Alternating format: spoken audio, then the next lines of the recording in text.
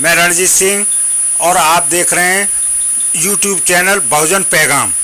आज हमारे समक्ष हैं लेफ्टिनेंट कर्नल अतर सिंह जी, जो बहुत ही समाज सेवी, समाज सुधारक, समाज का ध्यान रखने वाले, वो अपनी राय रखेंगे समाज के बारे में। कर्नल साहब, मैं आपसे पूछना चाहता हूं कि आजकल भारत की हायर जुडिशरी, जिसमें हाई कोर्ट और सुप्रीम कोर्ट आते हैं, उसमें एक विशेष जाति के लोग जज होते हैं, एक दो को छोड़ करके, जिसमें ब्राह्मण और वैश्य ही होते हैं।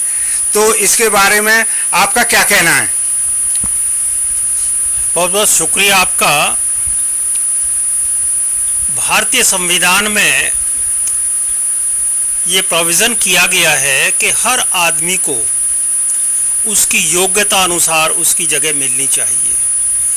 उसमें कास्ट, रिलीजन, इलाका कोई मायने नहीं रखता।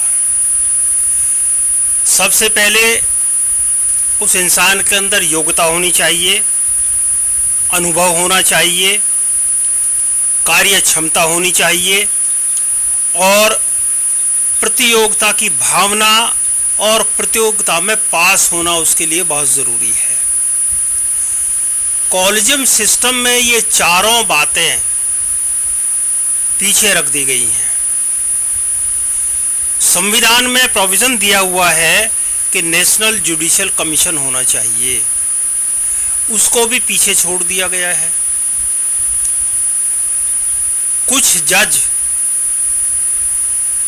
खुद इकट्ठे होकर के अपने साथी को चुने, ये भारतीय संस्कृति में ना नहीं दिया हुआ है और ना ही भारतीय संविधान में दिया हुआ है।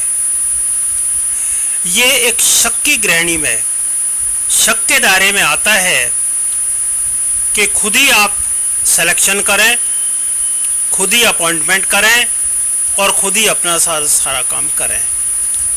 ये संविधान की जो मुख्य धारा है उसके खिलाफ है और उसका नतीजा ये है कि आज आम जनता ऊपर वाले हायर जुडिशरी के फैसलों से संतुष्ट नहीं है। अब आप देखिएगा, एक औरत औरत से शादी कर सकती है, लड़का लड़के से शादी कर सकता है, ब्याहशुदा औरत किसी दूसरे के पास रह सकती है, उसे रोका नहीं जा सकता। लिव इन रिलेशनशिप एक औरत रह सकती है, उसे बच्चा पैदा होकर के मान्यता दी जाएगी और उसे अधिकार होगा प्रॉपर्टी का। अब ये सब कुछ जो रूलिंग दिए गए हैं, ये भारतीय संस्कृति के खिलाफ हैं, भारतीय ट्रेडिशंस के खिलाफ हैं। हमारे बुजुर्गों ने जो इस संस्कृति को बनाया है उसके टोटली खिलाफ हैं। ऐसा क्यों दिया गया है? क्योंकि जिन लोगों ने ये फैसला दिया है वो कॉम्पिटिशन्स में आकर नहीं आए हैं, बल्कि उनको चुना गया है उनके साथियों ने। और आज मैं ये कह सकता हूँ, मैंने एजिटेशन किया है, 1 साल तक हमने इसके ऊपर मुहिम चलाई है, जंतर मंतर के भूख हड़ताल की है और तब सरकार ने माना है कि वास्तव में ये प्रणाली गलत है, जुडिशियल कमीशन होना चाहिए। लेकिन फिर भी सुप्रीम कोर्ट के फैसले के मुताबिक उसको टाल दिया गया और कॉलेजियम सिस्टम बना दिया गया। मेरी अपनी ये सोच है, मेरी अपनी ये है कि आम जनता आज सुप्रीम कोर्ट के ज़्यादातर फैसलों के साथ सहमत नहीं रखती और अगर ये ऐसा ही चलता रहा तो एक लंबे अरसे में एक ऐसी भावना पैदा हो जाएगी जहाँ पे शायद आज जो हम जुडिशरी की इज्जत करते थे वो इज्जत नहीं रहेगी और डंडे के जोर पे आप कितनों को कब तक मनाते रहेंगे, एक रिवोल्ट होने का भी डर रहेगा। आज 120 फैमिली हैं हमारी स्टडी के मुताबिक, उसी से हाई कोर्ट और सुप्रीम कोर्ट के जजेस बनाए जा रहे हैं। क्यों? आम जनता को क्यों नहीं मौका दिया जा रहा? क्या वो क्वालिफाइड नहीं है? क्या उनके अंदर काबिलियत नहीं है? क्या उनका हक नहीं है? 120 फैमिली ही इस काम को क्यों कर रही है? जो हाई कोर्ट या सुप्रीम कोर्ट का जज बन गया उसी के बेटा भतीजे और पोते ही क्यों दोबारा वहीं पर जज बन रहे हैं और उनके दूसरे रिश्तेदार वकील बनते हैं वहीं पर ही। आम पब्लिक क्या उम्मीद करेगी कि उनको जस्टिस मिल जाएगा?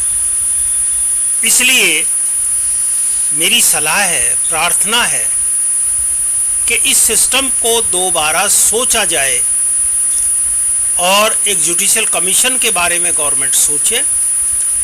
ऑनरेबल जजेज भी जिन्होंने इसको नाकारा किया था वो दोबारा सोचे